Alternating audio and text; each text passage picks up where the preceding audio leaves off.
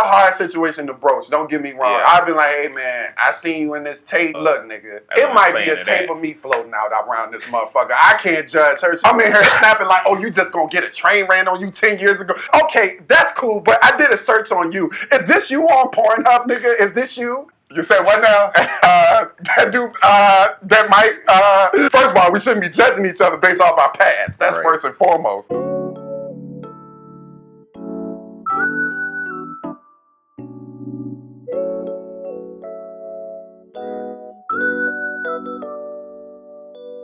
What's going on, folks? Welcome back to Cinecism. I'm Eric. It's your boy Dante, man, and today we're going to be doing a review on the Netflix original movie All Day and a Night. This is another suggested review. This one was from my wife, Tatiana. Hey, sis. And her friend, Mika. What's up, Mika? So thanks for the suggestion. So All Day and a Night is about a boy, well, I guess a young man. At the beginning of the movie, we witness him murder a guy and his girlfriend or wife or whatever she is. From then on, the movie is pretty much flashbacks of what led up to that situation and, you know, all of the people that were involved and all of the different factors that led to the murder. It follows Ashton Sanders as Jakor. We get to know his parents and pretty much his upbringing. It's in California, right? Oh, yeah. He in Oakland. So the movie follows Jakor throughout his life. We get to see him as a young boy. We get to see him as somewhat of a teen. And then we get to see him as an adult man. It kind of lets you see how all of these characters, these different factors in his life have led him to become the man he is today, who is not... He's not ultra violent, but he saw things with violence because of what he's seen with his dad, his environment. He's in the circumstances where he's stuck in an impoverished situation, but he sees music as a way out. So you kind of see him making music throughout the movie. He's basically the definition of like product of your environment. Let's get into these. We already kind of touched on Jakor. He's pretty chill for the most part. You can definitely tell he's got violent tendencies, though. Yeah. He seemed like a mild-tempered person. It's just that the moment that something happens, it's like a switch hit. He had a sensitivity to him, too. Yeah, he did, to an extent. Then you got his dad, played by Jeffrey Wright, who is just, he is crazy. Listen, man. Bro, it was a scene in here where he was so extremely close to old girl's face when he was talking. Yeah, nigga. You wanna go to school, nigga? At first, I thought this nigga name was Stereotype. He was every black hood representation of a negative dude you ever seen. I never seen Jeffrey Wright in a role like this before, bro. If you know anything about Jeffrey Wright, he's a classically trained theater actor and he's British. So it's funny to just be like, yeah, nigga, whatever, stick out your chest, homie. I'm sorry, Mr. Director. Yeah. I think I'm fucking uptight. You know, Key and Peele had like a skit about something like that. You ever seen that skit? That's had me tripping about like British actors, how they be turning it up. Mr. Director, I have my cornrows and my do-rag, and I just feel like I'm not capturing his essence. How we mentioned about Jakor having at least a reason to turn up, it won't even even when his father was calm, he was turned. Then you got Jakor's mother basically holds the family together, and she's raising Jakor essentially by herself. The father, when he's hardly there, and when he is there, he's abusive. She's working because, you know, the father, he can't get a job because he's got a criminal record. That's and he's a current drug user. So who's going to hire him? Right. Then you have Jakor's best friend, TQ, and he's kind of just a by any means necessary type guy. Like, he gonna get shit done. His morals are limited. Let me just put it that way, if any. He gonna do what he gotta do to survive. He even says that in the movie. Yeah, he ain't have no alliances here. It was all about self-preservation. Sometimes you get those characters where it's kind of like, oh yeah, I could tell he up to something. His demeanor didn't really convey none of that throughout the movie. It seemed like, to me, that he did care about his homeboy. It just seemed like he cared about himself way more. Very deceptive. And he won't gonna jeopardize himself for nobody. You ain't really know what he was thinking, and that was a lot of the time why he got to get away with being so deceitful and cunning. Then you got Jakor's baby mother. Yeah. And she had like a troubled past. It's a local rapper in the town that kind of makes appearances throughout the movie. One of their first interactions, he tells him that he know his girlfriend, you know, from, I guess, being loose in the neighborhood and things like that. Then at a scene in the movie, he shows him a sex tape. Like, why would you? This is casual manner in which first of all, he was supposed to be checking out his YouTube page. Yeah. He was like, yo, you check out my YouTube page? Oh, no, I ain't get to that, but I got this tape for you. Just put it in his face. Right. His girl ass tooted and booted in the air, looking at him like, yeah, this your girl, right? Ain't this your girl? Yeah, this a way to get killed. Yeah. You understand me? This was my thing. How do you feel if your girl, significant other, was on a tape prior to them meeting you? Not good.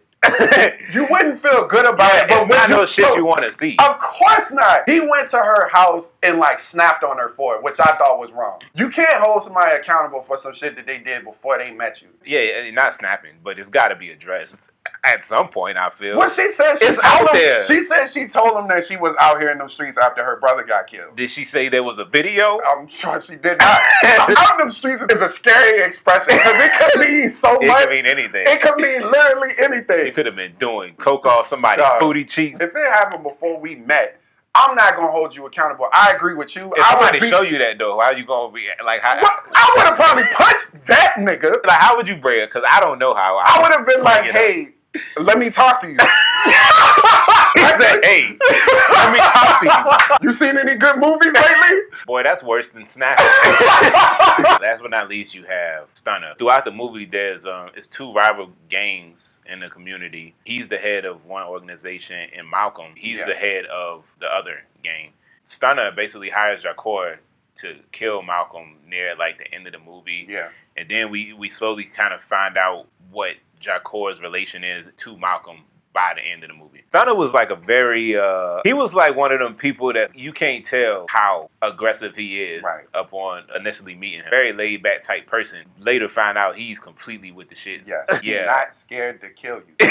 Right. At least with TQ strike you as somebody that don't give a fuck about nothing. Yes. When you meet somebody like Stunner, you don't know. Like, you think he's just a regular dude. I'm telling you, he answered the door a few times with the chopper in hand. Right. And was ready to fire it. It won't for show. Yeah. Like, this won't a prop. So one of the key moments, it's a few in this movie. TQ is playing both sides of the fence throughout the whole movie. He's associated with Stunner and, of course, his organization. But we also see that T-Rex and Malcolm, who's in the rival, I could not remember his name. That TQ is associating also with the rival gang, Malcolm and T-Rex, who they basically are moles that have been hired by Malcolm to infiltrate Stunner's little organization. One of the major scenes in the movie, they having like a birthday party for one of the homies, and the casuality of how they killed people in that scene. TQ was involved in putting the hit out on Stunner pretty much, and was standing right beside the homie when old boy rolled up, which I thought was wild. The shooter was trash.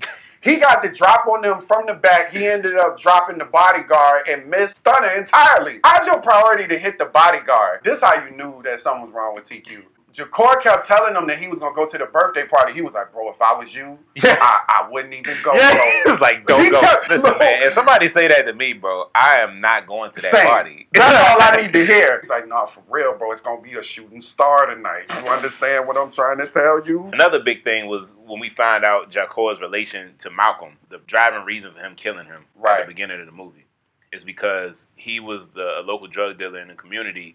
And he was solely responsible for dealing drugs to Jakor's father. At one point in the movie, Jakor approaches him like, hey, man, can you, like, stop selling drugs to my dad? That was actually kind of heartbreaking. Yeah, that's, like, his number one customer. And he just kind of laughed it off and walked away from him. And I was really happy that it was I don't want to say, no.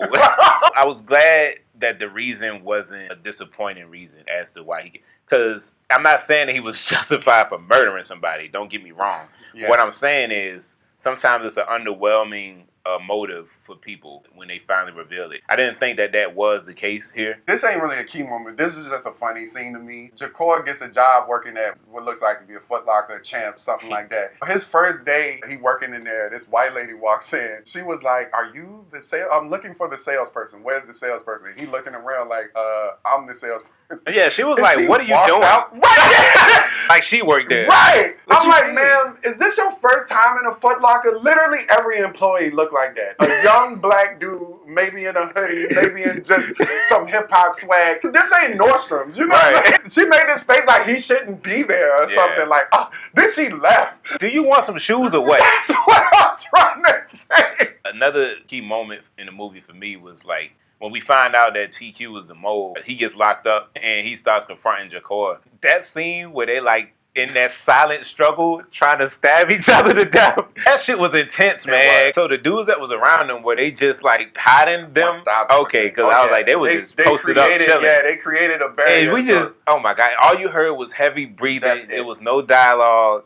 They were They just ain't play no trying music. to fight to the death. Like, their lives were in each other's hands. Literally. You didn't know, at least I didn't know who was going to die. I knew somebody was going to die, but I didn't know who was going to get who first. It was also intense. Not only did they convey, you completely felt that they were fighting for their lives in that scene, but that's his homeboy, man. He known him since he was a kid, so Yeah, it was double intense. Pros of this movie, the cast in this movie was great. I enjoy movies where I'm introduced to newcomers. This makes me want to see them in more things. The gentleman from Snowfall, that's my first introduction to him. He's great, man. It kind of make me want to watch Snowfall now. You should. The girl that played his girlfriend, I actually want to see her in more stuff. Her being his girlfriend in this movie was heavy because she played it. I don't know if that makes sense or not, but it seemed like a character that was written kind of with not much, but she brought something to the character. She brought it. It's like, I know girls like that. I don't know. It just, she felt very real to me. I'm a big fan of movies that tell the story from the end to the beginning, where you kind of see the ending first and then you see the elements that led up to that. Pros for me, like you said, I thought it was very well acted. They had some big name talent in there. I like how small a scale this felt. It felt very local and within a certain neighborhood. As far as cons, I only got a couple. I want to make sure to word this as best I can. Okay. But Ashton Sanders, he's a very great actor. But I feel like in the things I've seen him in so far, he kind of very similar portrayals. He's always like a stoic type character. Yeah, you know what I mean? He was like that in the Wu-Tang movie. He was like that in Moonlight. He was. And he's like that in this movie. The same dude. Not to take away from his talent, but I would just like to see a little bit more variety in some of his roles. I'm going to have to agree with that. I was watching this movie and was like, damn, man, he always doing that shit with his lip. He always doing this.